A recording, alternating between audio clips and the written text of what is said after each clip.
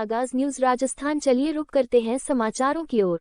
गुरु पूर्णिमा महोत्सव के तहत मोहाना सिद्धपीठ धाम के महंत संत कमलेश जी महाराज ने आए हुए श्रद्धालुओं को दिए प्रवचन देते हुए कहा कि देवता और ईश्वर तीनों के अलग अलग महत्व और भूमिकाएं होती हैं।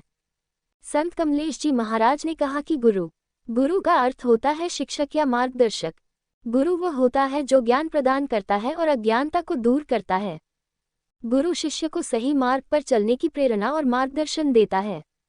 भारतीय संस्कृति में गुरु को बहुत ऊंचा स्थान दिया गया है, यहाँ तक कि उन्हें भगवान से भी ऊपर माना गया है।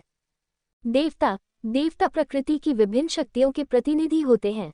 वे विभिन्न प्राकृतिक तत्वों जैसे जल, वायु, अग्नि आदि के देवता होते हैं। वे हमारे जीवन में भौतिक और आध्यात्मिक उन्नति के लिए पूजनीय माने जाते हैं।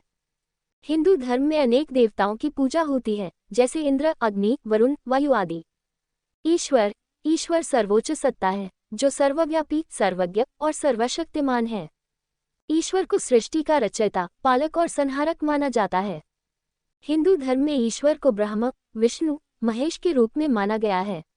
ईश्वर को निराकार और साकार दोनों रूपों में पूजा जाता है। इन तीनों में यह मुख्य भेद है कि गुरु व्यक्ति को ज्ञान और मार्गदर्शन देने वाला होता है, देवता प्राकृतिक शक्तियों के प्रतिनिधि होते हैं और ईश्वर सर्वोच्च सत्ता होती है जो समस्त सृष्टि का संचालन करती है। इस अवसर पर हजारों की तादाद में श्रद्धालुओं ने महाराज के प्रवचन सुने। आगाज न्यूज राजस्थान के लिए जयपुर से डॉक्टर ओपी शर्मा की रिपोर्ट। गुरु पूर्णिमा महोत्सव के तहत मोहाना सिद्धपीठ धाम के महंत संत कमलेश जी महाराज ने आए हुए श्रद्धालुओं को दिए प्रवचन देते हुए कहा कि देवता और ईश्वर तीनों के अलग अलग महत्व और भूमिकाएं होती हैं। संत कमलेश जी